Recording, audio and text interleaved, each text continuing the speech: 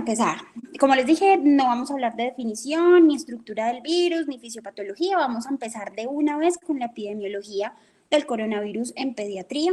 Entonces, el primer caso, bueno, antes de eso, los datos son limitados en pediatría. ¿Por qué? Porque desde que empezó la epidemia de la enfermedad en China, había un subregistro porque inicialmente se pensaba que los niños no manifestaban la enfermedad, que eran importantes transmisores de la misma, pero no la manifestaban.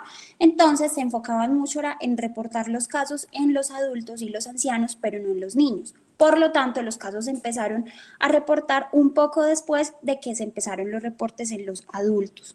Entonces, el primer caso fue reportado en pediatría el 20 de enero del 2020 en un niño de 10 años en una ciudad de China cuyos padres habían viajado 10 días antes a la ciudad de Wuhan.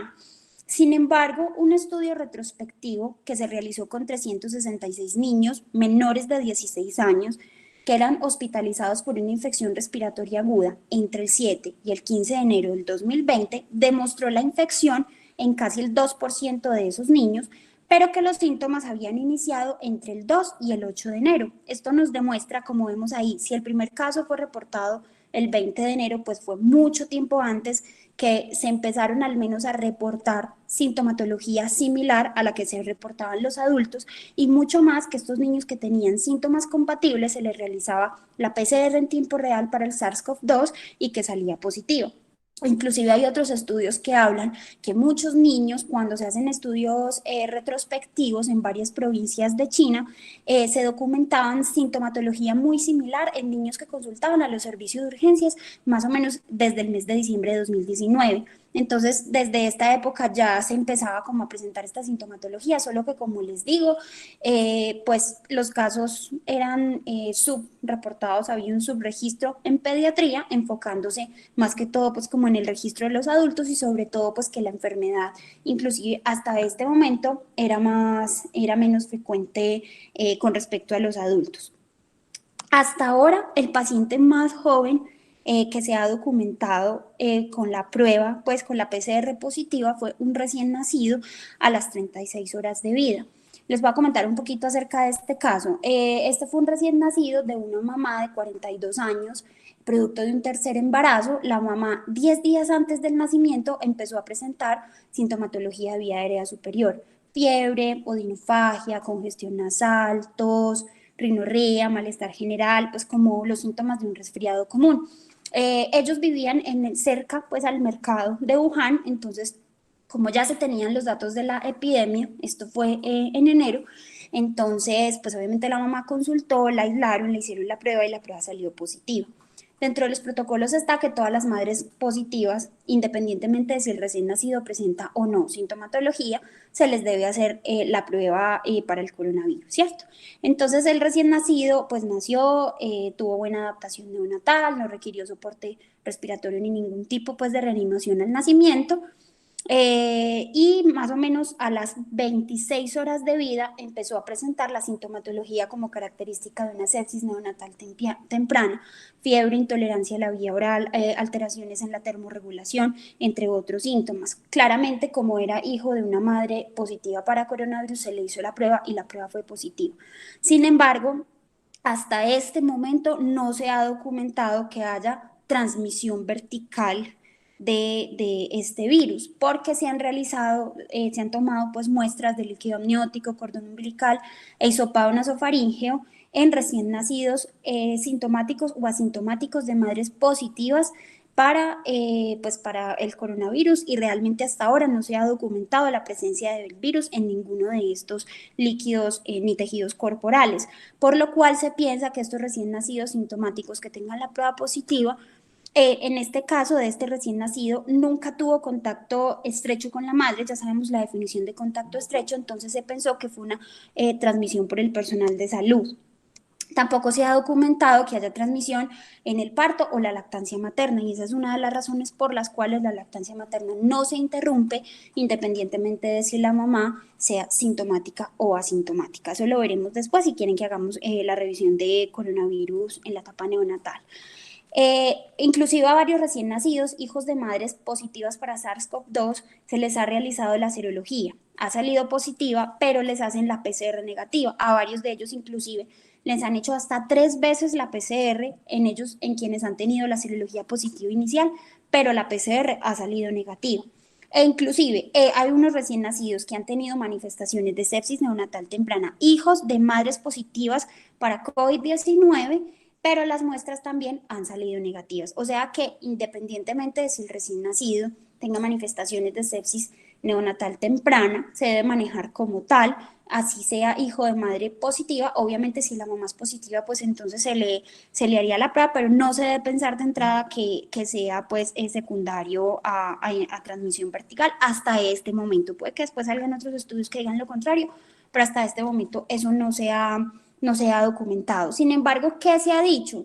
Realmente las muestras que se han tomado han sido en el tercer trimestre. Ustedes saben que las muestras que se tomen de líquido amniótico, pues las amniocentesis se deben hacer más o menos después de las 28 semanas de gestación, ya para el tercer trimestre. Lo mismo, las muestras de cordón umbilical, pues ya se hacen en el momento del nacimiento. Entonces no se sabe si pueda ocurrir una transmisión más temprana en aquellos recién nacidos que tengan prueba positiva al nacimiento, pero que pues digamos que ya las muestras se negativicen en el tercer trimestre. Eso es lo que no se sabe. Pero al menos las muestras que se han tomado en el tercer trimestre sí han salido todas negativas. Este es como un resumen de todos los estudios epidemiológicos que se han realizado en los casos de los pacientes pediátricos con la enfermedad por el coronavirus en China, Singapur, Italia, Australia, bueno, y otros países, donde miren realmente acá hasta algunas fechas, por ejemplo en China hasta el 31 de enero, aquí hasta el 11 de febrero, aquí hasta el 7 de marzo, se tenían estos pacientes confirmados, ¿cierto? Y del total de esos pacientes confirmados, acá se ve el porcentaje de pacientes pediátricos que tenían también confirmación de la enfermedad. Y como pueden ver realmente de todos los pacientes, la población pediátrica pues es menos frecuente la enfermedad. Miren, va más o menos como del 0,6%, por aquí como hasta un 5,2% en Corea, un poquito más altico, pero realmente siempre el porcentaje pues de compromiso en la población pediátrica más o menos oscila entre el 0,8 y el 2,4% hasta ahora en lo que se ha reportado. O sea que hasta ahora podemos decir que el coronavirus en pediatría de todos los grupos poblacionales es menos frecuente. Esa es una de las conclusiones hasta ahora. Este es un estudio que me gustó mucho, que fue publicado en Pediatrics, donde se valoraron las características epidemiológicas de 2.135 niños sospechosos o confirmados de coronavirus, ¿cierto? Y varias cositas acá interesantes.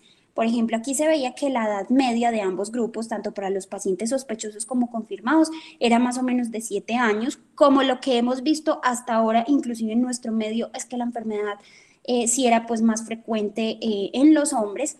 Y con respecto a las clasificaciones o a las definiciones de caso que se han realizado en la mayor parte de los países a nivel mundial, que lo hacen como asintomáticos o sintomáticos, y dentro de los sintomáticos, según la severidad leve, moderado, grave o crítico, vemos aquí que realmente el porcentaje de pacientes asintomáticos era bajo, pero dentro de los pacientes sintomáticos, la mayoría de los pacientes tenían manifestaciones leves de la enfermedad, ya fuera tanto en pacientes sospechosos como en los pacientes confirmados. Para este estudio, pacientes confirmados eran los que tuvieran la PCR en tiempo real para SARS-CoV-2 positiva, perdón, o los pacientes que tuvieran una secuenciación genética lo más altamente pues homóloga al virus. Listo, entonces acá la segunda conclusión que vemos hasta ahora desde el punto de vista epidemiológico en pediatría es que además de ser menos frecuente, la enfermedad se manifiesta de forma menos grave. Entonces esa es otra como de las conclusiones que llevamos como hasta ahora. Bueno, acá se ve como desde el punto de vista gráfico, lo que les digo, aquí tenemos como en esta lineecita verde nos representa todos los casos que se valoraron pues en ese estudio retrospectivo. En azulito están todos los casos confirmados y aquí vemos como todos los casos sospechosos. Realmente con respecto al total de casos, vemos que los casos confirmados guardan una menor proporción. Y lo mismo acá vemos, ya un poquito más desglosado con respecto a la severidad de la enfermedad, vemos que independientemente del grupo de edad, los casos leves siempre van a ser en mayor proporción con respecto a la severidad de los otros casos, y asimismo va en ese mismo orden descendente, luego los casos moderados, los casos severos, y pues el menor porcentaje de casos van a ser los casos críticos, que inclusive hay grupos de edad en los que en este estudio no se había documentado ese grado de severidad. Por ejemplo, en el grupo de edad entre los 6 y los 10 años no había casos críticos, en los mayores de 15 años solamente había un caso, entonces esto también es como importante destacarlo. Bueno, y este fue un estudio que se hizo en Estados Unidos entre el 24 de febrero y el 2 de abril, también donde se describían también como las características epidemiológicas de los pacientes menores de 18 años que tenían confirmación pues del coronavirus a través de una PCR en tiempo real positivo. Y lo que les quiero mostrar acá vemos las barritas negras, son esos pacientes que no requirieron hospitalización, es decir, los pacientes que tenían enfermedad leve. Estas barritas azulitas oscuras son los pacientes que requieren hospitalización por enfermedad moderada o grave, y estas barritas azulitas pues más claras son los pacientes que requirieron manejo en unidad de cuidado intensivo. Realmente miren que es evidente y destaca que son más los pacientes que tienen enfermedad leve y que por lo tanto su manejo puede ser ambulatorio, que esto también contrasta con lo que vemos en nuestro medio, que ya lo vamos a ver desde el punto de vista epidemiológico aquí en nuestro país. Aquí vemos, este fue, digamos, un reporte del día de hoy al mediodía. Este es como el mapa mundial del coronavirus, donde hasta las 12:30 del día de hoy había 4.229.074 casos reportados, con 289.349 muertes a nivel mundial. Si ustedes pues lo pueden consultar, y aquí vemos pues que el país que más casos confirmados tiene hasta este momento es Estados Unidos, con 1.356.037 casos, y que por este motivo América pasa a tener mayor cantidad de casos confirmados con respecto a toda Europa. En Colombia, entonces este reporte es de ayer, acaba de salir, me acabo de dar cuenta que pues en este momento salió el reporte de hoy de Colombia, que ya llegamos a los 12.000 casos, pero este es el reporte de ayer en Colombia. Ayer a esta hora teníamos 11.613 casos confirmados, con 479 pacientes fallecidos. Pues entonces aquí tenemos la curvita, aquí los azulitos pues son todos los pacientes confirmados, y estos los rosaditos son los pacientes fallecidos, como para poderlo ver acá en esta grafiquita. De distribución por edad, realmente lo que vemos es que más que todo en Colombia la mayor proporción de casos está entre los 20 y los 39 años. Y con respecto a los pacientes fallecidos, la mayor cantidad de pacientes está entre los 70 y los 79 años. Y le sigue los pacientes entre los 60 y los 69. También lo que veíamos, y con respecto pues a los otros estudios, es más frecuente en los hombres que en las mujeres, y esto es un poco preocupante. Antes teníamos que la mayor cantidad de casos eran importados, pero ya tenemos pues que la mayor cantidad de casos están en estudio, es decir, pues no sabemos la cadena de transmisión. Entonces, no demoramos en volvernos un país de libre circulación del virus. Y estos son los casos, que también contrasta un poco con los estudios que se ha realizado, y es que un poco más de la mitad de los pacientes tienen sintomatología leve, ¿cierto? Y solamente el 1% de los casos, aunque obviamente no lo vamos a demeritar, pero solamente el 1% de los casos se clasifican como graves y están en manejo en UCI. Entonces, igual esto lo pueden consultar en la página del Instituto Nacional de Salud. En Caldas hasta ayer, no sé hoy, pero hasta ayer, teníamos 100 casos, ¿cierto? Y como vemos acá con respecto a las edades, la distribución realmente es muy homogénea, aunque el mayor porcentaje sí lo tienen los pacientes entre los 20 y los 29 años, pero si vemos es como muy homogénea pues la distribución de los casos como entre los grupos de edad. Y aquí vemos, con respecto a la edad pediátrica a nivel nacional, entre los 0 y los 9 años hasta ayer había 465 casos confirmados, y entre los 10 y los 19 años había 740 pacientes. Acá pues, incluyen pacientes entre los 18 y los 19 años que no estarían dentro de la edad pediátrica, pero entonces, pues, más o menos, esos son como un poco más de 1.200 casos que tenemos, pues, en pediatría, ¿cierto? Bueno, entonces, acá ustedes inclusive entra a la página del Instituto Nacional de Salud y se puede descargar la tabla con todos los casos en Colombia. Estos son los casos que en pediatría han fallecido hasta este momento. Tenemos que han fallecido. Esta edad quiere de 0, es porque son menores de 1 año, entonces no lo ponen con meses, simplemente que lo ponen pues con 0 años, porque lo ponen a nivel de años. Han fallecido 2 recién nacidos y 2 pacientes con 3 años. El último que falleció lo reportaron ayer, que falleció en Nariño y pues decía que no tenía comorbilidades y debutó como un síndrome nefrítico realmente. Y este fue una paciente en Popayán que fue una gemela que sí tenía como múltiples patologías, sobre todo a nivel hepático, el síndrome de Alagil, entonces también falleció. Y estos dos pues fueron recién nacidos que tenían cardiopatías congénitas. Entonces hasta el momento pues son los casos que hemos tenido fallecidos en pediatría. Y estos hasta ahora solo hay 5 pacientes hospitalizados en UCI. Entonces lo que hablábamos, esto demuestra mucho las estadísticas a nivel mundial. No es que esto nos alegre, pero sí comparativamente con los adultos, que hasta este momento solo tenemos 5 pacientes hospitalizados en UCI, el resto son pacientes con sintomatología leve o moderada, que están solo en hospitalización, ya sea por requerimiento de oxígeno o por otras condiciones, pero que su condición no es grave, entonces obviamente esto mejora mucho su pronóstico. Entonces vamos a entrar en la clínica. ¿Cómo es la clínica de los pacientes pediátricos? Muy similar a la de los adultos. Tenemos un periodo de incubación que va más o menos de 3 a 7 días, pero que puede ser tan corto como de un día o tan largo como de 14 días. La mayoría de los pacientes son asintomáticos, pero de los pacientes que son sintomáticos, ya sabemos nuestra primera lección, es que tienen síntomas leves y se van a recuperar más o menos en un plazo de 2 semanas. De esos pacientes sintomáticos hay como 2 espectros de enfermedad. Los pacientes que tienen síntomas respiratorios que se manifiestan principalmente como síntomas de vía aérea superior o un resfriado común, como fiebre, congestión nasal, tos seca, la fatiga. La fatiga es muy constante en todos los reportes que leí. Y los pacientes en el otro espectro son aquellos que se manifiestan como síntomas gastrointestinales que, aunque son pocos, también se han reportado en la literatura, como dolor abdominal, náuseas, vómito, diarrea, entre otros. Esos, como les digo, son más escasos, aunque ya les voy a mencionar unas cositas con respecto a eso. Y también en los casos graves se han reportado síndrome de dificultad respiratoria aguda, un shock séptico, una acidosis metabólica, coagulación intravascular diseminada, como alguna de las complicaciones reportadas que sabemos también se han presentado en el adulto, pero que en nuestra segunda lección es que no es tan frecuente que un niño llegue a presentarlas con respecto a lo que sí vemos en los otros grupos de edad. ¿Por qué les digo que los síntomas gastrointestinales ponerles un poquito más de atención? Porque aunque son menos frecuentes, la Asociación Española de Pediatría sacó el 27 de abril una alerta.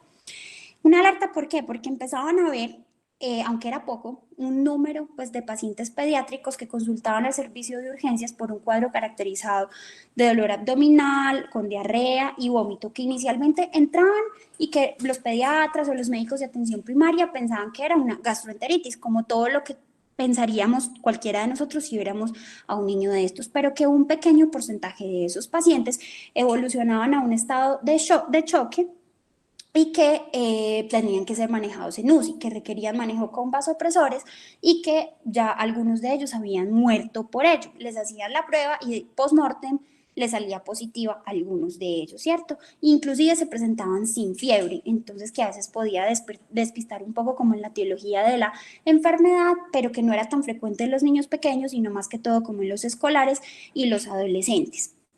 Entonces nos recomiendan, es como importante que esos pacientes que con gastroenteritis que estamos viendo como no evolucionan de la forma como esperamos, a no ser que el paciente tuviera factores de riesgo para evolucionar de forma inadecuada, pues en esos pacientes que tenemos que ponerles más atención y tal vez sospechar que pudiesen tener la enfermedad en nuestro medio, que todavía no somos como de circulación, al menos sí investigar un poco más esa historia de contactos, nexo epidemiológico, contacto con personas enfermas, personal de salud, entre otros, como para aumentar un poquito más la sospecha diagnóstica. Este es como ese espectro de pacientes que se ha relacionado mucho, yo creo que todos lo han visto en las noticias, La enfermedad con coronavirus relacionado con las manifestaciones de Kawasaki o un Kawasaki atípico, y esto se empezó a reportar en Nueva York. Aquí tenemos, por ejemplo, este es un titular de CNN que decía que Nueva York investiga misteriosa enfermedad que afecta a niños con COVID-19 y es lo que ellos han denominado el síndrome inflamatorio multisistémico pediátrico.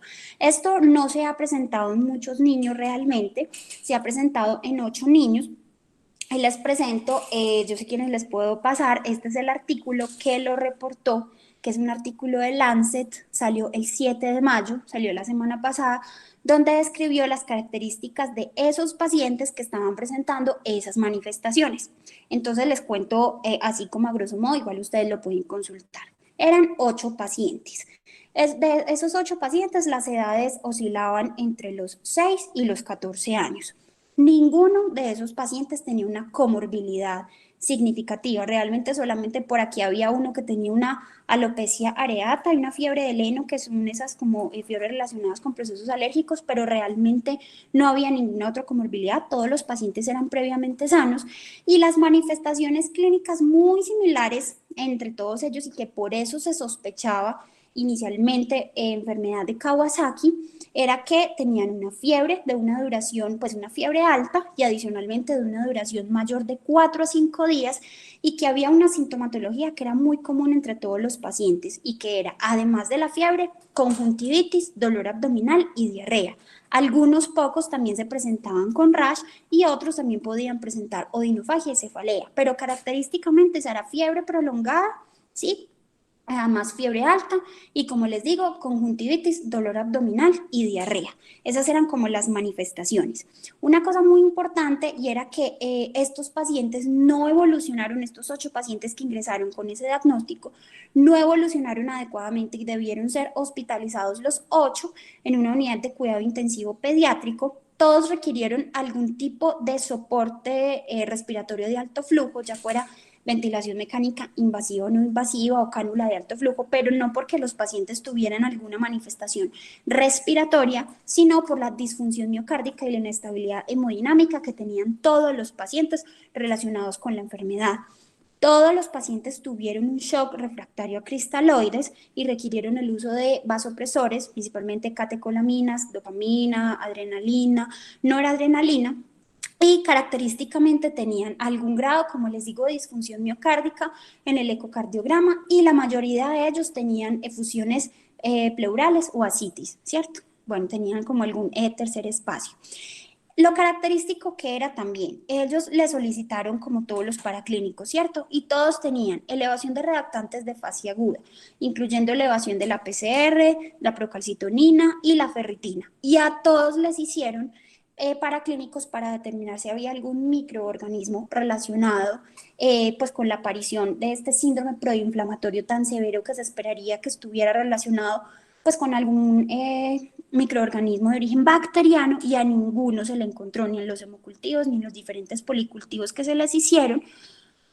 Y lo que quiero que vean acá, de esos 8 pacientes, a 2 le salió la PCR para el SARS-CoV-2 positivo. Uno de ellos fue reportada post-mortem, el otro paciente sí sobrevivió y tenía historia de exposición positiva. El resto de los pacientes la prueba les salió negativa, pero tenían historia de contacto estrecho. La mamá de otros 2 pacientes, 3 pacientes tenían confirmación de la enfermedad y a pesar de ello los pacientes les salió la prueba negativa, pero no les alcanzaron a hacer pues no les alcanzaron, no. A esos pacientes no se describe en el estudio si les hicieron una repetición de la prueba 48, 72 horas después, que es como lo que se hace cuando tenemos esa duda en los pacientes en los que nos sale la prueba inicial negativa. Y el resto de los pacientes pues sobrevivieron. Entonces, lo que les quiero decir aquí es que aunque no todos los pacientes les salió la prueba, la PCR positiva en tiempo real, muchos pacientes tenían ese contacto estrecho y a los 2 que les salió positiva, las manifestaciones clínicas eran exactamente iguales a las de los otros pacientes que se interpretó su enfermedad como Kawasaki y que la prueba les salió negativa. Con lo cual, entonces, esto no quiere decir que ustedes de ahora en adelante, todo paciente que vean con un Kawasaki piensen que tiene coronavirus. Pero sí, más o menos, porque sobre todo ya ven que las manifestaciones clínicas en los niños, y esto aplica para cualquier enfermedad, realmente son atípicas, ¿cierto? Y ahora con el coronavirus estamos viendo que no son, es la típica gripa, la neumonía, la sintomatología respiratoria, como lo expresan los adultos, que es un poco más fácil de tener esa sospecha, sino que en los niños la sospecha es más difícil y sobre todo porque miren que cada vez van apareciendo más manifestaciones atípicas de la enfermedad. Entonces, todo ese paciente que se presente con esas manifestaciones que no nos cuadran y que además tenga ese nexo positivo, ojo con ese paciente porque miren que rápidamente puede llegar a evolucionar de una manera inadecuada y morir. Entonces, tengamos en mente al menos Kawasaki perfectamente puede ser una manifestación atípica del coronavirus en los niños y es importante que lo tengan en cuenta.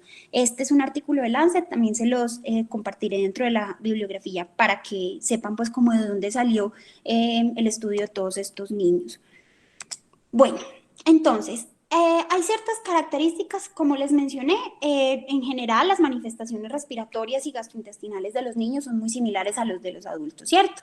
Pero hay cosas que son muy específicas en niños con respecto a los adultos. Primero, en adultos es frecuente que se encuentren sibilancias a la auscultación, ¿cierto? Porque como la neumonía es predominantemente viral, es de carácter intersticial y entonces nosotros lo que oímos es más sibilancias. Pero en los niños no es tan frecuente que encontremos sibilancias. En los adultos lo más frecuente es que haya fiebre, ¿cierto? Es como por encima del 40% la manifestación de fiebre en los adultos. Pero en los pacientes, en los pacientes pediátricos, la fiebre se presenta en menos de la mitad. Inclusive ya lo vimos en esos niños que tienen esas manifestaciones gastrointestinales o inclusive los niños solo se pueden presentar con sintomatología respiratoria y la fiebre por ningún lado. Entonces, el hecho de que no tenga fiebre no significa que el paciente no tenga la enfermedad y eso es importante que lo tengan en cuenta en pediatría. Con respecto a los paraclínicos, ya vimos en adultos si es frecuente que se le dé la PCR, la procalcitonina y que dentro del hemograma entonces que haya neutrofilia, linfopenia, que son marcadores de severidad o mal pronóstico, pero en los niños eso no pasa, no es tan frecuente. Más bien no es que no pase, sino que no es tan frecuente y como vamos a ver, no necesariamente se asocia a mal pronóstico. Y los riesgos radiológicos son menos severos.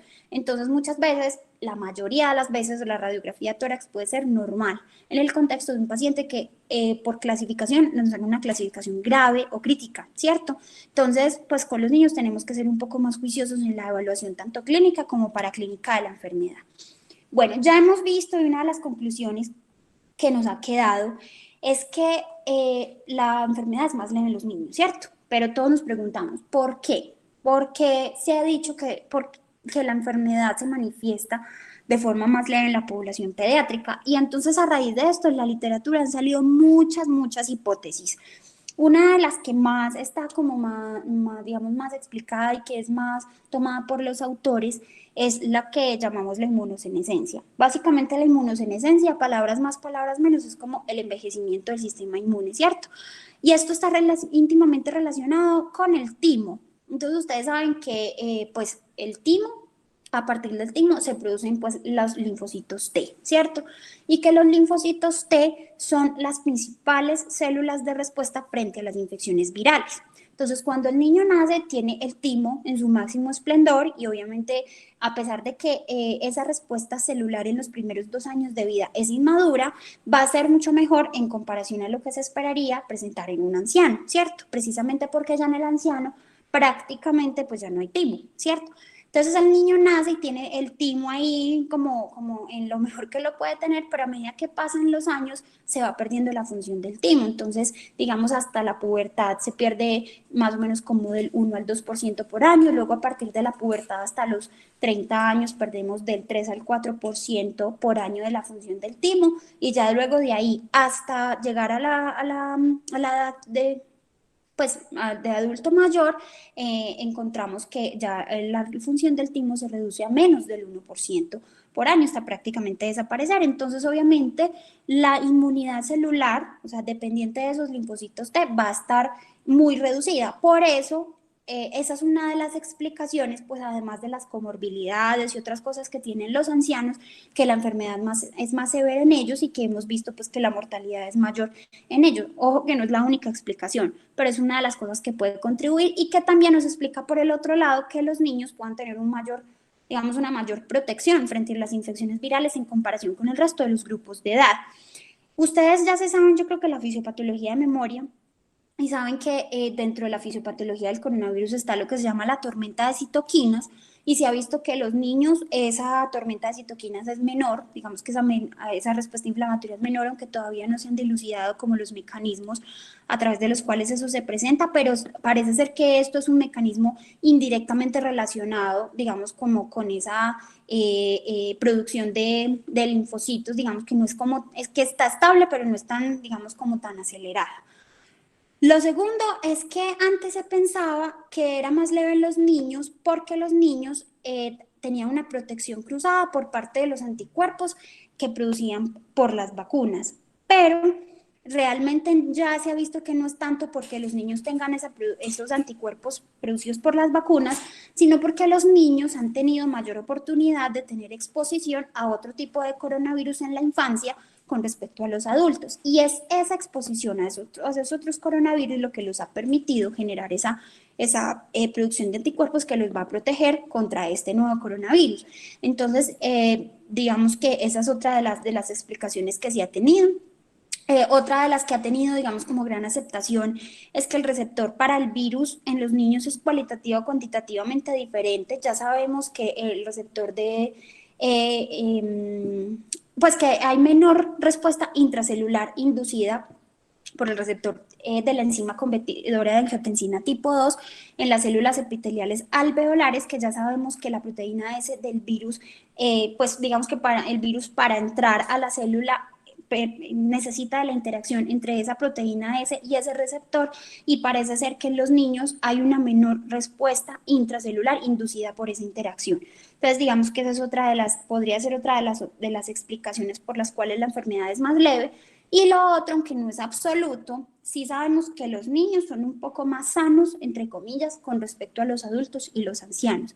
Y esa menor presencia de comorbilidades hace que los niños evolucionen más satisfactoriamente con respecto a los otros pacientes. Inclusive miren que hemos visto que de los 4 niños que han muerto, pues 4 niños y recién nacidos que han muerto, 3 han tenido alguna comorbilidad relacionada. El último niño pues no la tuvo, pero se sabe que no siempre pues tiene que ser así, ¿cierto? Pero al menos los otros 3 tenían alguno. 2 tenían cardiopatías y otro tenía una enfermedad hepática de base. Entonces digamos que el hecho de no tener comorbilidades hace que los niños puedan tener una mejor evolución con respecto a los adultos. Vamos con la clasificación clínica. Esta clasificación es la que nos propone el consenso colombiano de la Asociación Colombiana de Infectología, y nos propone que clasifiquemos a los pacientes pediátricos en 2 categorías principalmente: pacientes asintomáticos y sintomáticos. Y dentro de los pacientes sintomáticos, aquellos que tienen manifestaciones leves, graves o ya los pacientes críticos. Y esos pacientes leves pueden tener una enfermedad no complicada o una neumonía leve. Entonces, esos pacientes sintomáticos leves los clasificamos entonces como enfermedad no complicada aquellos pacientes que tienen sintomatología de una infección aguda del tracto respiratorio superior, como les mencioné ahora, simplemente como un resfriado común: tos, coriza, congestión nasal, rinorrea hialina, fiebre de bajo grado, malestar general y fatiga. Como les digo, la fatiga es como un síntoma constante pues en toda la literatura revisada. Y también, aunque en menor cantidad, se pueden presentar sintomatología digestiva, principalmente dolor abdominal y diarrea, que no necesariamente tiene que estar relacionado con fiebre, y eso es importante, aunque como les digo, estos síntomas pues son menos frecuentes. Al examen físico, estos pacientes tienen hallazgos inespecíficos en la faringe, pero la auscultación pulmonar es normal, precisamente porque hasta este momento pues no hay compromiso del parénquima ni del hilo pulmonar como tal. Y por lo demás, pues estos pacientes no tienen hipoxemia ni otras alteraciones en su gasometría arterial, y por lo tanto serían los pacientes que podrían perfectamente manejarse en casa. Y en este otro espectro de enfermedad sintomática leve están los pacientes con neumonía leve, que ya son los pacientes que empiezan a tener manifestaciones de compromiso del tracto respiratorio inferior, Sumado a los síntomas que ya les mencioné, pues además pueden presentar fiebre más alta, ya la tos es frecuente, que inicialmente es una tos seca, pero que posteriormente con el paso de los días y la evolución de la enfermedad ya se puede convertir en una tos húmeda, pero son pacientes que tampoco tienen hipoxemia ni dificultad respiratoria, es decir, son pacientes que en teoría no requieren oxígeno suplementario y en ese contexto, a pesar de tener neumonía, podrían ser manejados en casa, aunque ahorita vamos a mirar un poquito eso en el manejo. A la auscultación encontramos roncos y crépitos, no sibilancias propiamente dichas de tono alto, sino más que todo roncos por compromiso de vías aéreas más altas.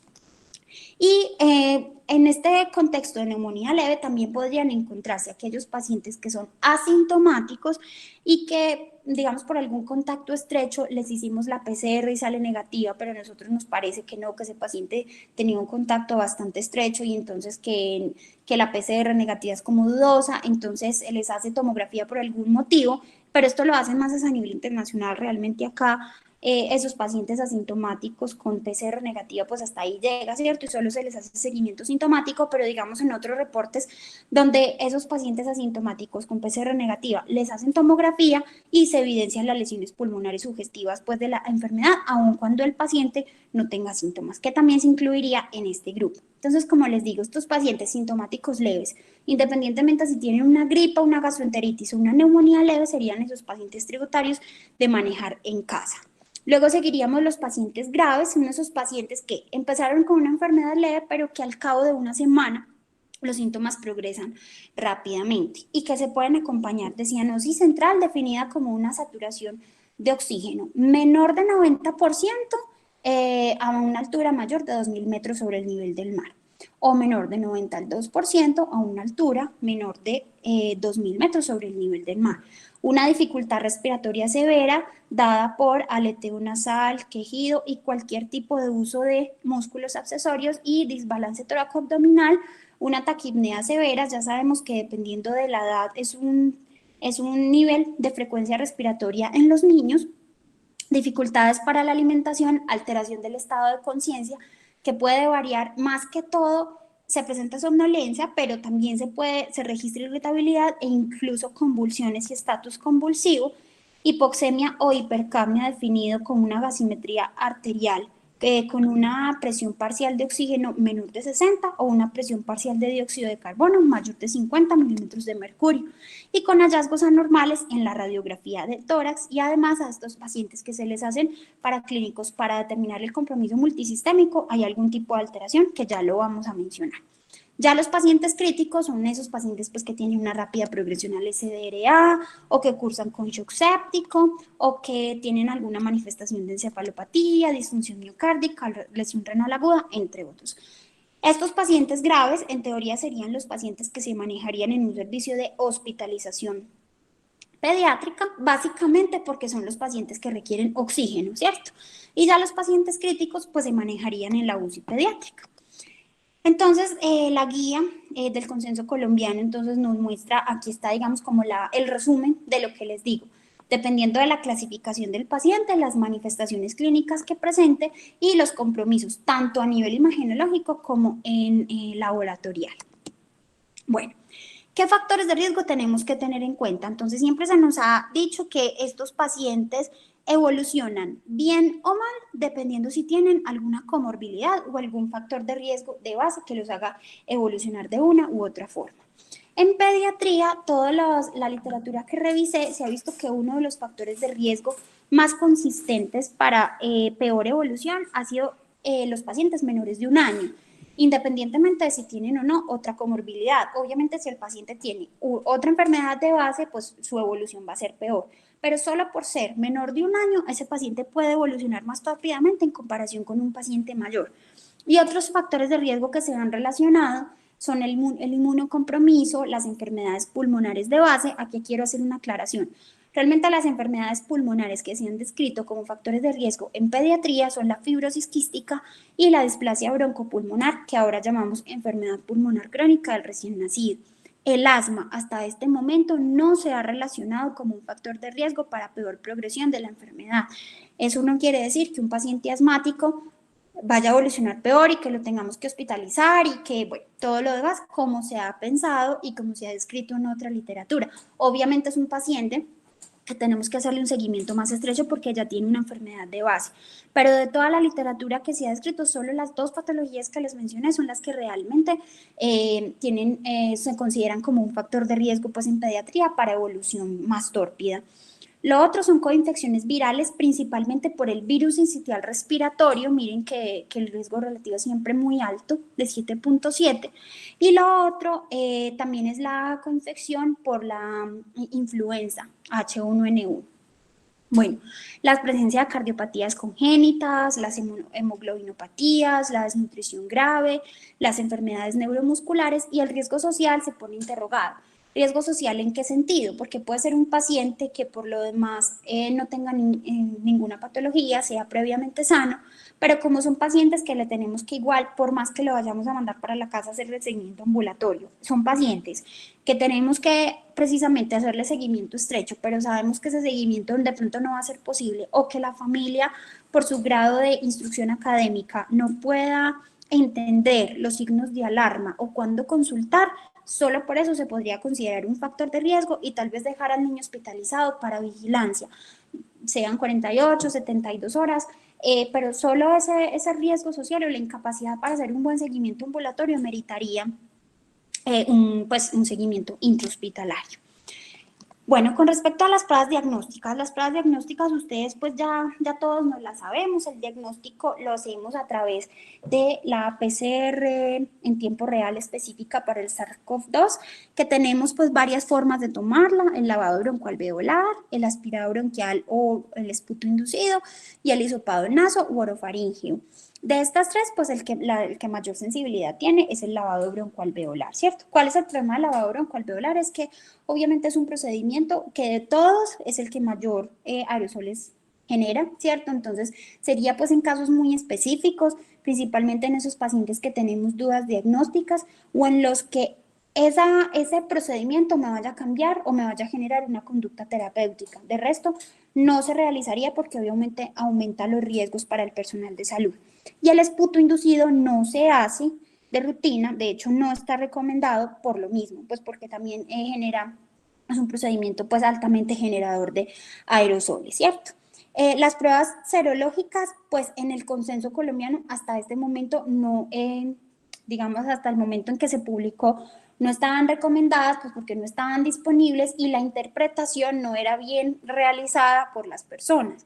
Entonces, pues hasta este momento solo el diagnóstico y dependiendo también obviamente de la fase clínica o de los síntomas en que se encuentra el paciente, de la evolución clínica, pero digamos que más que todo uno se basa como en el resultado de la PCR, que es como lo que se ha hecho hasta ahora.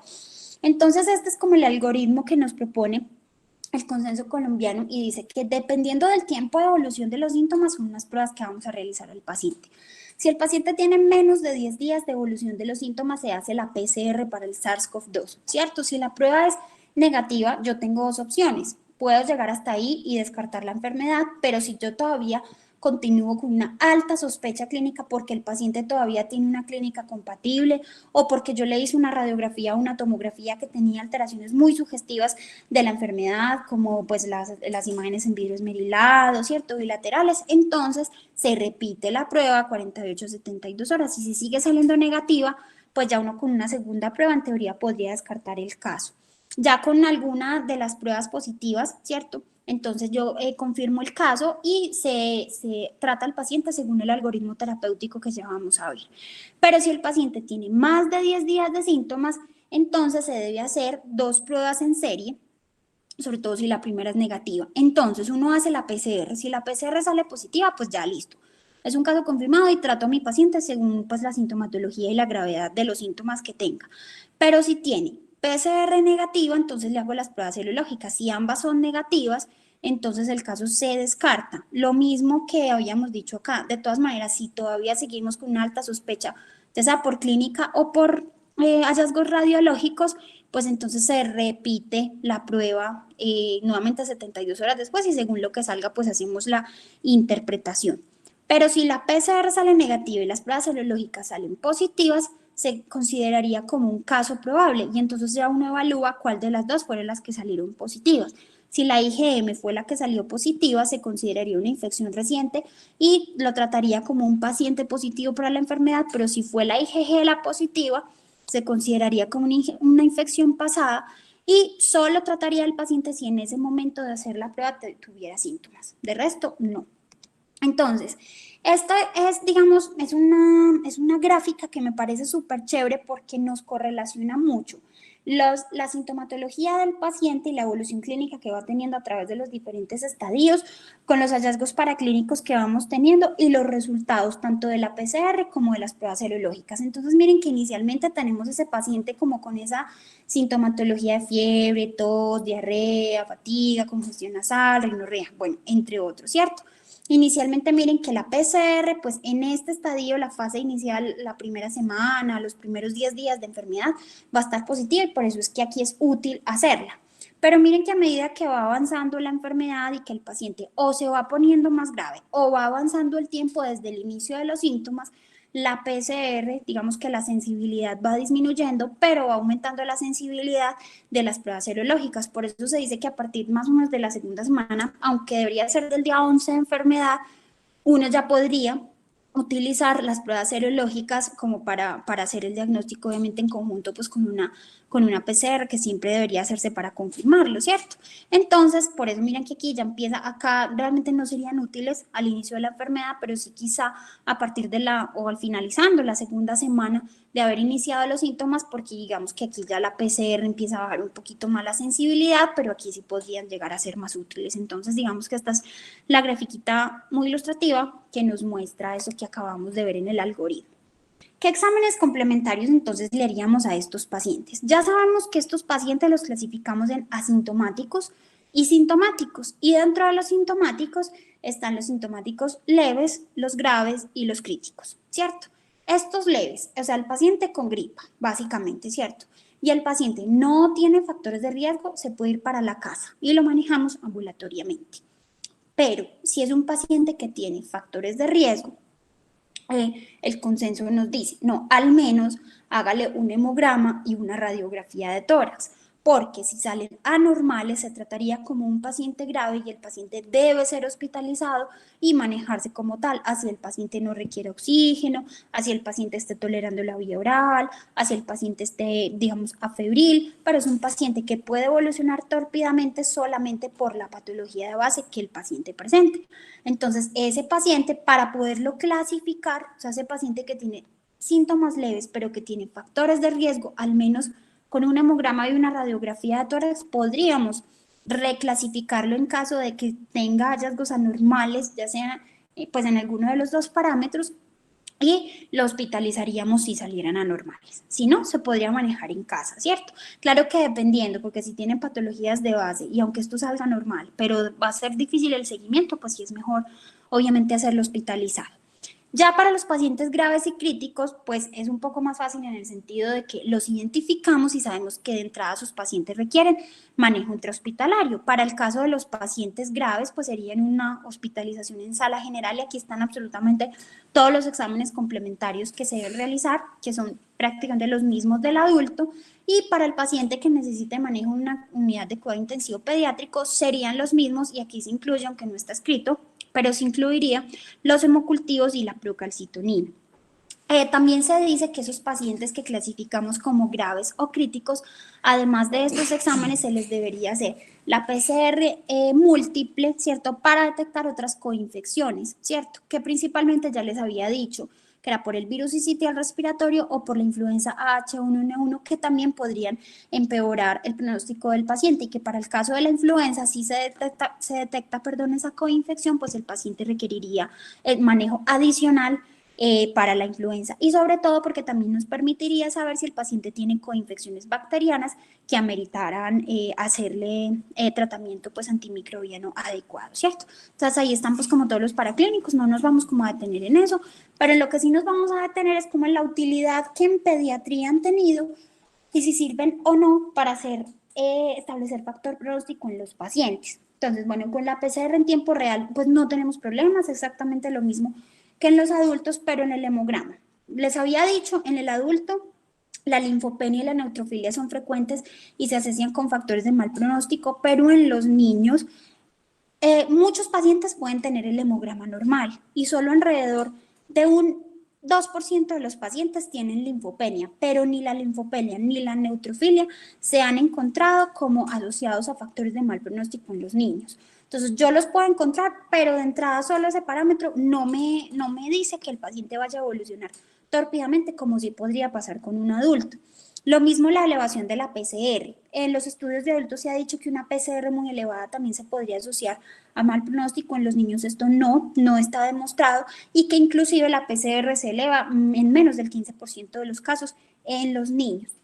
Entonces realmente tampoco nos serviría para establecer pronóstico. Y la procalcitonina, los niveles elevados, pero en formas leves de la enfermedad, no se asocian con coinfección bacteriana. Por eso el consenso y las guías nacionales e internacionales nos dicen que no vale la pena tomar procalcitonina en los niños con formas pues así, sintomáticos leves, porque su elevación no me va pues como a, no me va a decir que el niño tenga una coinfección bacteriana. Entonces realmente por eso no es útil. Sería más útil de pronto solicitarle en las formas graves, pues, o como yo les había dicho, críticas de la enfermedad, o sea, el paciente NUSI, ¿cierto? Que es en el que sí ameritaría mucho descartar que no tuviera una coinfección bacteriana.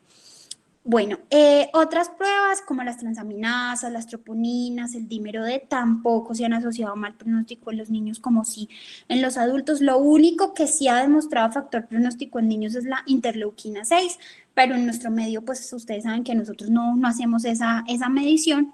Y lo que les mencionaba de la fibrobroncoscopia, solo como para hacer diagnósticos diferenciales o si vamos a hacer alguna modificación terapéutica, pero de resto nada más. Bueno, con respecto a la radiografía de tórax, los hallazgos realmente pues son muy similares. ¿A quién se la vamos a hacer? A los niños que tengamos una sospecha clínica de neumonía, es decir, es a partir de esos pacientes sintomáticos leves que ya empiecen con fiebre, con tos, como con síntomas de vía aérea inferior, además de los clásicos del resfriado común. Sin embargo, el problema que tenemos con la radiografía de tórax para el caso de la enfermedad por coronavirus es que tiene baja sensibilidad y como todo en pediatría depende de la edad, y va a variar mucho, además de esto, de la evolución y de la severidad que tenga el paciente. Entonces este cuadrito me gusta mucho porque nos habla de los hallazgos. En general, siempre vamos a encontrar esas opacidades en vidrio esmerilado, bivasales, bilaterales, pero esto también depende mucho de la edad y de la fase.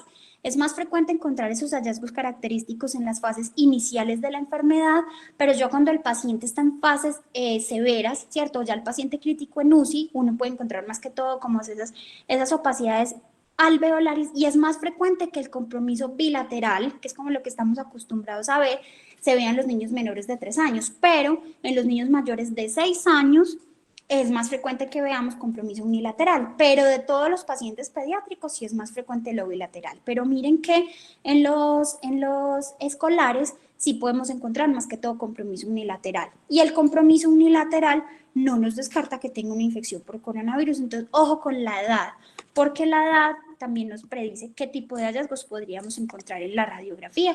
Este ya pues es un lactante con unas opacidades alveolares multilobares, un lactante pues con una enfermedad severa. Y con respecto a la tomografía de tórax, esta sí tiene una alta sensibilidad y nos sirve mucho porque inclusive tiene más sensibilidad que la PCR en esos pacientes. Es muy útil sobre todo en esos pacientes que tienen PCR negativa. Solicitamos la tomografía, tiene hallazgos y entonces con eso también podríamos hacer diagnóstico. Los hallazgos son muy similares, las imágenes en vidrio esmerilado de predominio bivasal con consolidaciones pulmonares y hay un hallazgo muy constante que se ha reportado en pediatría que es el signo del halo. ¿A quiénes solicitaríamos? Ya les voy a mostrar imágenes de eso. ¿A quiénes solicitaríamos la tomografía de tórax?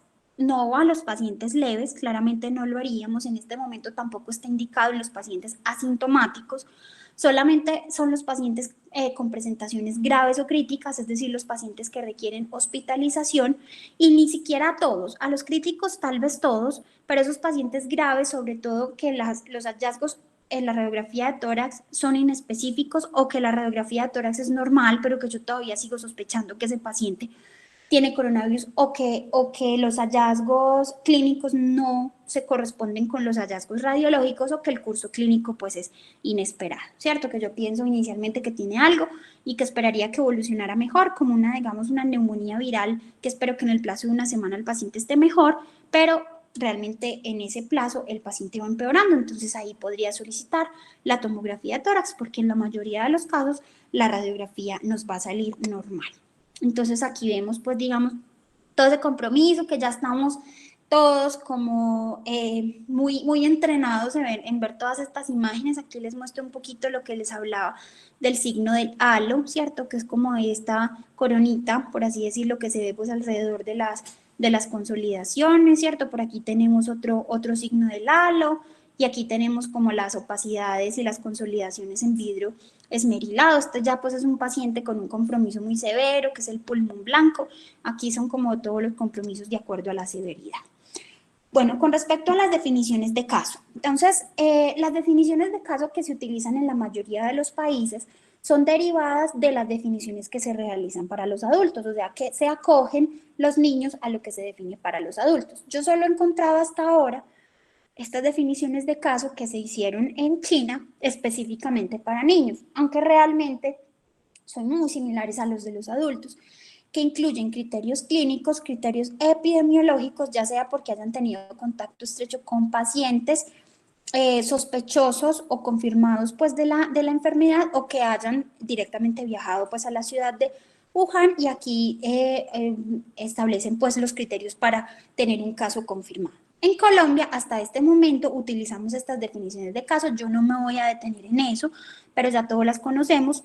Son las definiciones del Instituto Nacional de Salud y esas son hasta las que el momento también utilizamos para la población pediátrica. O sea, no tenemos unas definiciones de caso aparte para los niños, sino que para los niños también aplican las mismas que tenemos para los adultos, con la salvedad de que en los niños también, que no se nos vaya a olvidar, preguntamos también muchos síntomas gastrointestinales.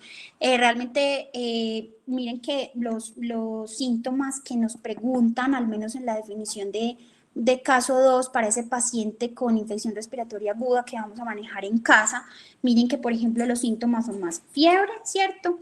Y cualquier síntoma respiratorio, pero por ningún lado nos pregunta los síntomas gastrointestinales. Pues en niños, aunque no esté acá, sí estamos obligados a preguntarlo, ¿cierto? Porque si es un niño que tiene fiebre o puede no tener fiebre, porque miren que antes la fiebre era un criterio esencial, ya no lo es, puede ser uno de los síntomas, pero si es un niño que tiene una fiebre, pero que tiene además dolor abdominal, diarrea, náuseas, emesis, pero que haya tenido contacto estrecho con un caso confirmado o que haya viajado, aunque ya no aplica pues por lo del el cierre de los aeropuertos, pero o que haya sido un trabajador de la salud, bueno, como todo esto, entonces eso es importante que lo preguntemos y que todos esos niños que lleguen con diarrea no se nos vaya a pasar preguntar ese nexo epidemiológico o esos contactos estrechos que son tan importantes, así sea con personas sintomáticas que no se hayan confirmado con la enfermedad. Entonces, no se nos olvide siempre incluir aquí dentro de estos síntomas los síntomas digestivos en los pacientes pediátricos. De resto, pues son las mismas como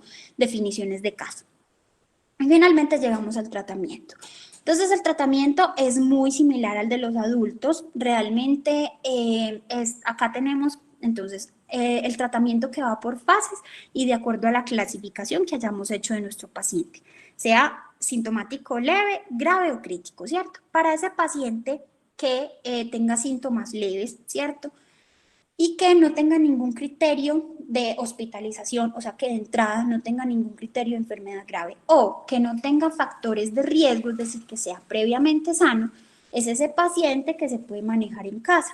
Entonces, le tomamos la PCR, le indicamos pues la salida con indicación pues de aislamiento en casa por 14 días, la hidratación, el manejo de fiebre con acetaminofén y se le haría pues como todo el seguimiento ambulatorio con la entidad territorial relacionada pues o pertinente según el caso, ¿cierto? Este es digamos el paciente que hubiera consultado, pero ya sabemos que tenemos pues las líneas de atención a nivel nacional y que en ese caso pues irían a la casa y le toman la muestra, si es ese paciente como les digo, con síntomas leves y que no tiene factores de riesgo, porque si es un niño o un adolescente que tiene síntomas leves pero tiene algún factor de riesgo para mala progresión de la enfermedad, al menos ese niño se merece una radiografía de tórax y un hemograma para definir si tiene alguna alteración que pueda contribuir a que su evolución sea más tórpida y que entonces requiere hospitalización, ¿cierto? Entonces eso nos queda claro hasta ahí, ese es como el más fácil. Pero entonces llegamos a esos pacientes que tienen algún tipo de indicación para ser hospitalizados. Entonces, ya sabíamos que los pacientes con enfermedad grave son esos pacientes que tienen ya algún grado de dificultad respiratoria, que cursan con hipoxemia y que necesitan tratamiento intrahospitalario, que no necesariamente por decirse que es enfermedad grave es porque requiere manejo en UCI, no necesariamente. Sí hay pacientes con enfermedad grave que requieren manejo en UCI, pero en términos generales son esos pacientes que requieren manejo en hospitalización general.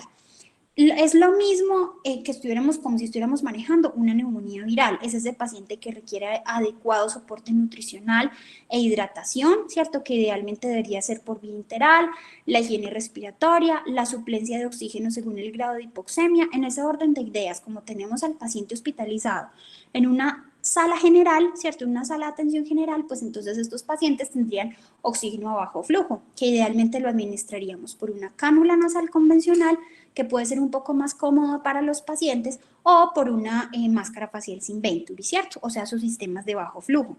Les haríamos el tratamiento antipirético y obviamente vamos a preferir siempre las inhalaciones en lugar de las nebulizaciones en caso de que el paciente pues lo necesite si tiene mucho broncoespasmo a la auscultación, pero pues para evitar pues la generación de aerosoles, ¿cierto? Ya para el paciente que tenga una enfermedad crítica, entonces es ese paciente que ya requiere manejo en unidad de cuidado intensivo pediátrico, es porque ese paciente que ya tiene alguna evidencia de compromiso multiorgánico, además de compromiso respiratorio, o porque es un paciente que ya requiere un soporte de oxígeno alto flujo, ¿cierto? Alto flujo ya se define como una cánula alto flujo, una ventilación mecánica no invasiva o ya una intubación orotraqueal.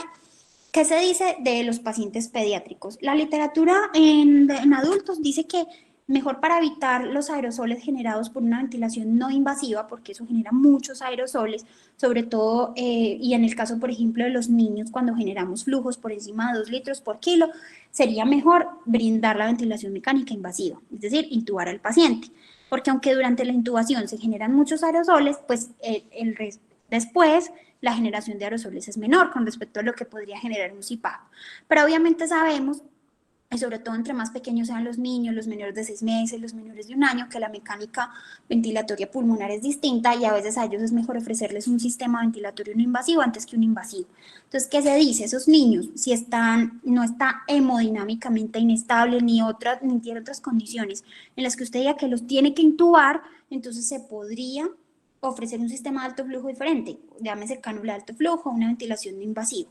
Si al cabo de 2 horas el paciente sigue en falla respiratoria, ahí sí hay que intubarlo, obviamente. Pero al menos se les podría ofrecer esa oportunidad inicial de tener un sistema de alto flujo, pero no invasivo. ¿Listo? Bueno, ya obviamente los pacientes que requieran pues ventilación mecánica invasiva, pues entonces obviamente se hace, ¿cierto?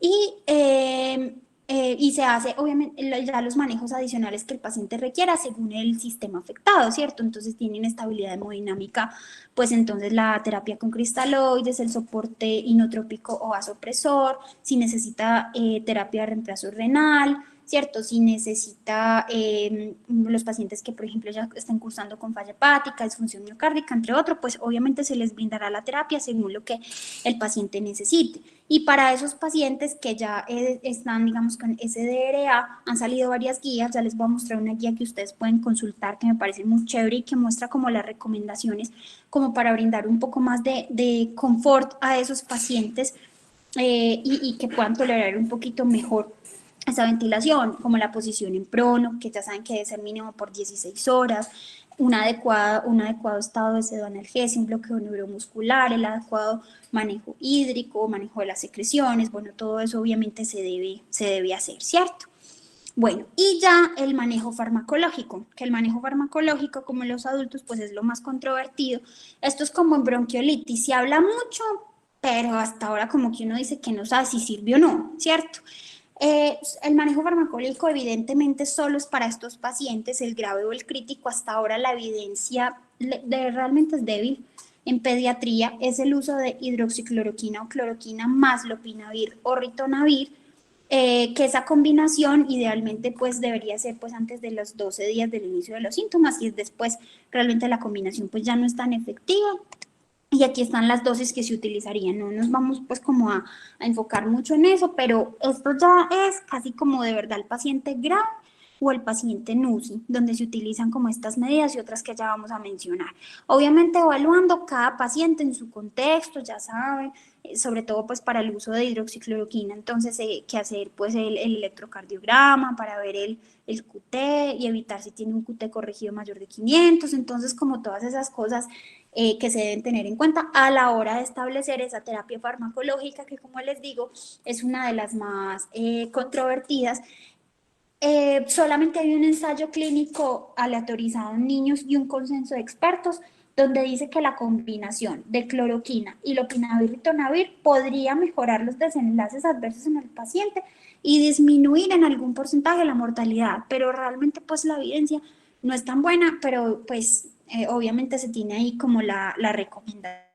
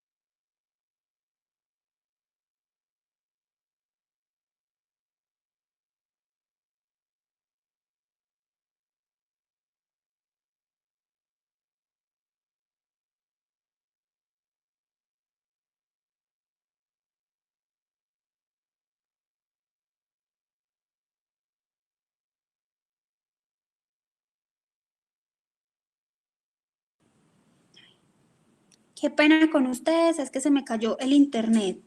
¿Ya me están oyendo otra vez? Sí, doctora. ¿Hasta dónde alcanzamos a llegar?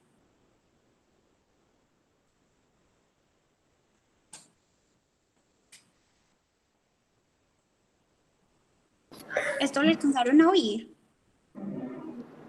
No, eso hasta la diapositiva anterior.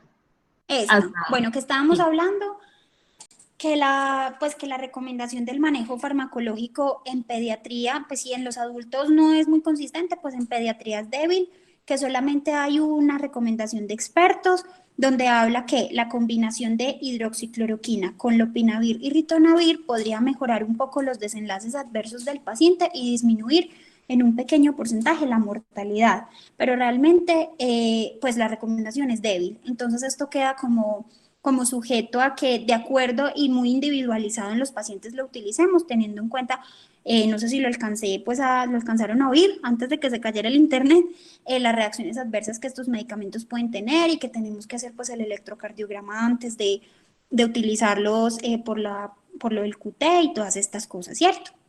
Estas son las guías de las que les había mencionado, que me parecen muy chéveres, que las pueden consultar y que van a quedar incluidas en la presentación, que dan las recomendaciones acerca del manejo del SDRA en el paciente pediátrico en la UCI.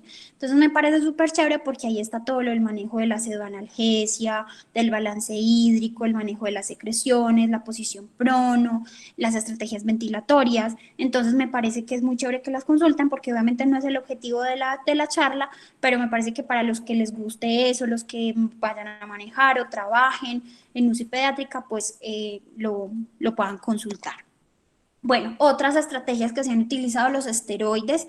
Los esteroides también muy controvertidos, realmente se dice que podrían ser útiles para esos pacientes que hayan tenido un deterioro clínico rápido, ¿cierto? Sí, principalmente para esos pacientes que hayan evolucionado en pocas horas a un SDRA y se recomienda la metilprednisolona a estas dosis, pero pues también se dice que en otros pacientes podría no tener un buen un buen desenlace, ¿cierto? Y que inclusive podría llevar a que no evolucionen adecuadamente o una evolución tórpida. Entonces, podría servir para unos, para otros no. Por eso les digo, también es muy controvertido. Igual ahí está, pues, dentro de las recomendaciones, aunque es una recomendación leve. El Remdesivir, ya saben que el Remdesivir fue autorizado por la FDA.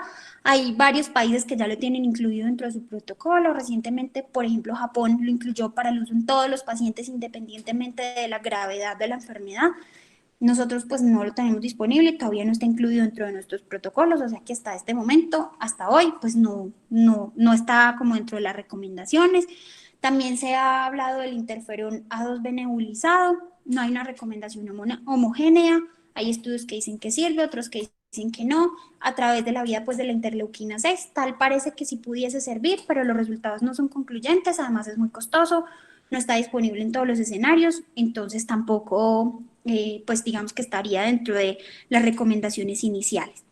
Y los antibióticos, ya sabemos, no los iniciaríamos de forma rutinaria, solamente para aquellos pacientes que tengan criterios para pensar que tuvieran sobreinfección bacteriana. Para eso nos apoyamos de los pacientes que pudiesen tener manifestaciones radiológicas no muy compatibles con coronavirus o no compatibles tanto con infección viral y más a favor de una infección bacteriana, porque sabemos que cada microorganismo tiene sus patrones de presentación, entonces podría servir en esos casos, o los pacientes con PCRs demasiado elevadas o procalcitoninas elevadas, aunque ya vemos que hasta los niños pueden hacer esos síndromes proinflamatorios sistémicos, entonces no sabemos hasta qué punto eso nos pueda ser muy útiles a no ser que tengamos pues un microorganismo aislado, ¿cierto?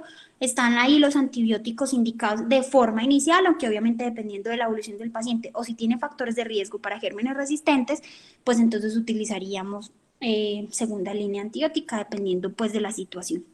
Y ya para finalizar, acá están como criterios de alta que nos propone el consenso. Sería para el paciente que tuviera ausencia de fiebre más de 48 horas sin el uso de antipiréticos, o sea, ni acetaminofén ni AINES, aunque sabemos pues que los AINES no los vamos a utilizar de entrada. El paciente que tenga mejoría de los síntomas respiratorios y de la hipoxemia, y el paciente que tenga tolerancia a la vía oral, y otra cosita que no agregué acá, pero es súper importante, que le podamos hacer un buen seguimiento y que tenga una buena red de apoyo. En ningún momento acá se han mencionado los criterios radiológicos y eso es muy importante. Ustedes saben que todo paciente con neumonía, al menos lo que sabemos en neumonía bacteriana, es que los hallazgos se pueden demorar hasta 8 semanas resolviendo.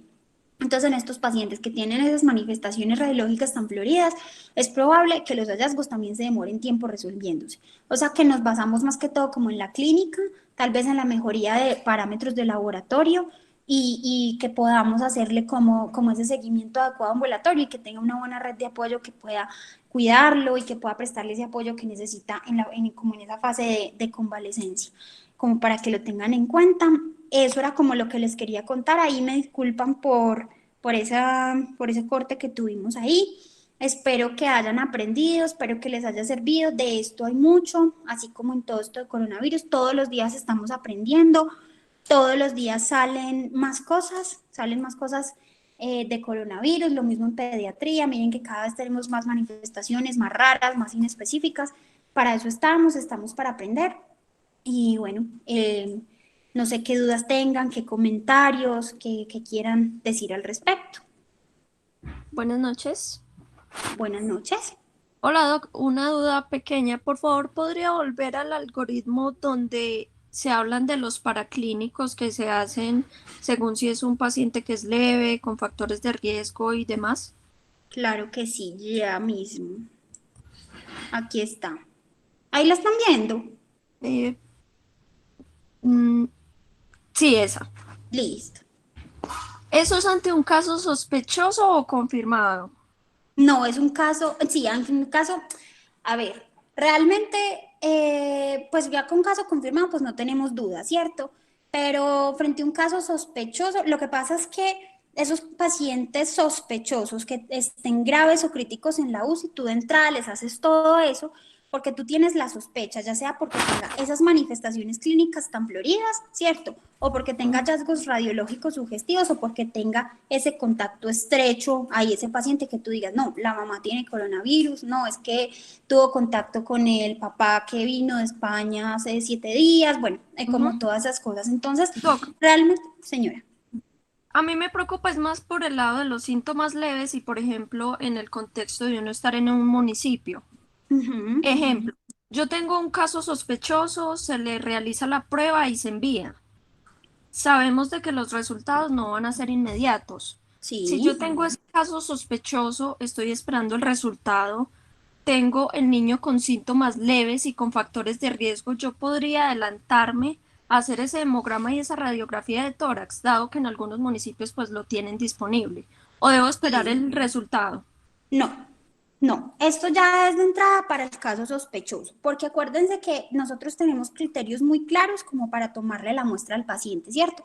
No es que el paciente llegó con gripa y como son síntomas leves, entonces yo ya le hice la prueba, ¿cierto? No, o sea, eso lo tenemos que tener como claro, claro en ese sentido, ¿cierto? Digamos que fue ese paciente que te consultó porque tiene fiebre, congestión, rinorrea, bueno, y porque en la familia, digamos, hay otras personas sintomáticas que aunque no sean, no estén confirmadas, no hayan consultado, digamos que se puede hacer un escenario, entonces tú dices, bueno, entonces yo creo que es mejor si, digamos, tomarle la muestra al paciente, por ejemplo, o en el otro escenario, que sea ese paciente que tenga manifestaciones o sintomatología pues de vía aérea superior, pero que sí haya tenido contacto con una persona, por ejemplo, sospechosa o confirmada, ¿cierto? Porque ya no se necesita el criterio de ser caso confirmado, solo con que la persona haya tenido contacto con una persona sospechosa, ¿cierto? Entonces tú tienes a ese niño en el pueblo, yo siempre, qué pesar, qué horrible, pongo Samaná, pero bueno, cualquiera que sea el pueblo que ustedes estén, entonces tienes el niño de ese pueblo y que por clínica o por nexo epidemiológico te haga pensar que pueda tener la enfermedad y tú dices, bueno, yo le voy a tomar la prueba, pero ese niño además, voy a poner un ejemplo, tiene una fibrosis quística, ¿cierto? O tiene una comunicación interauricular y que además tiene una hipertensión pulmonar secundaria, o que tiene una desnutrición, ¿cierto? Que es muy frecuente en nuestro medio, sobre todo en las áreas rurales.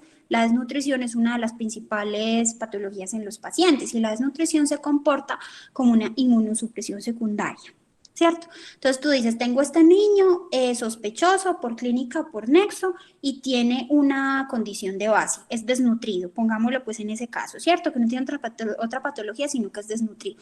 De entrada, solo porque tú consideras que ese paciente es sospechoso por esos criterios que tú dijiste y tiene ese factor de riesgo, estás, o sea, perfectamente le puedes hacer el hemograma y la radiografía de tórax porque tú ya estás considerando que es un paciente sospechoso. No hay que esperar a que un paciente esté confirmado para hacerle las cosas que haya que hacerle según el grado, pues según la clasificación que le hice.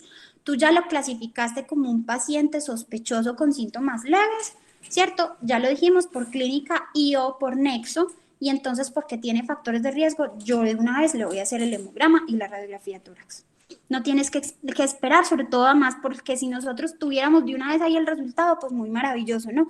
Pero obviamente nuestras PCR se están demorando entre 7 y 10 días, más 10 de un pueblo, se puede demorar más.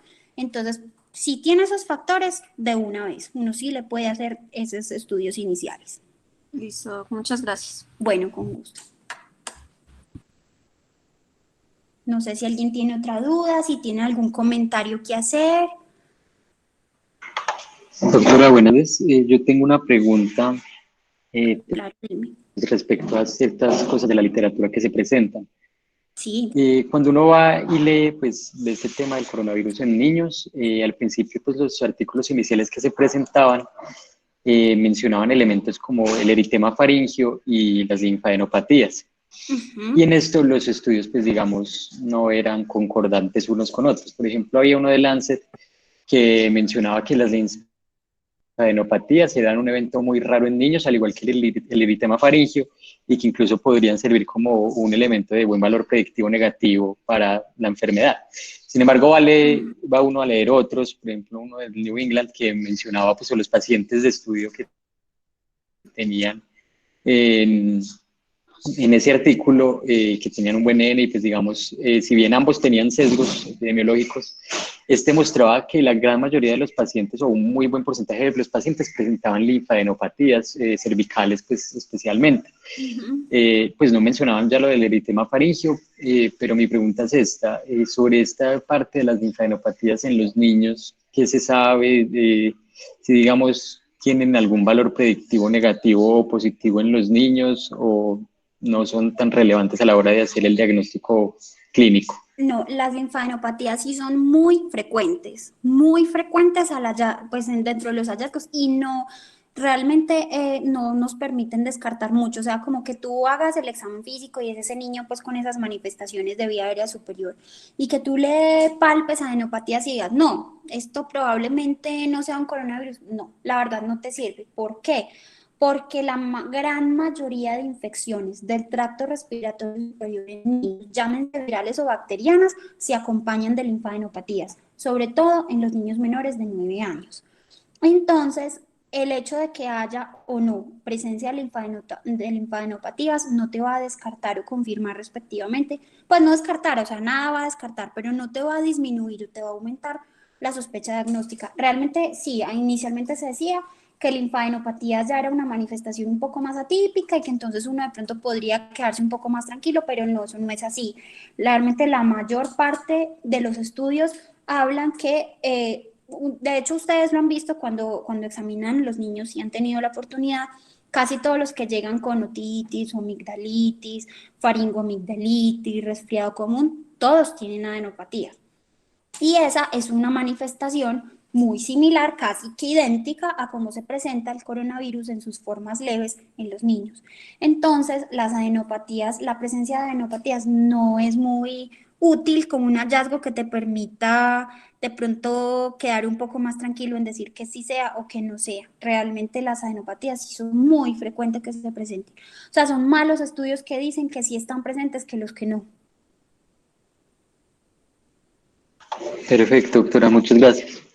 Bueno, con mucho gusto. No sé si tienen más preguntas.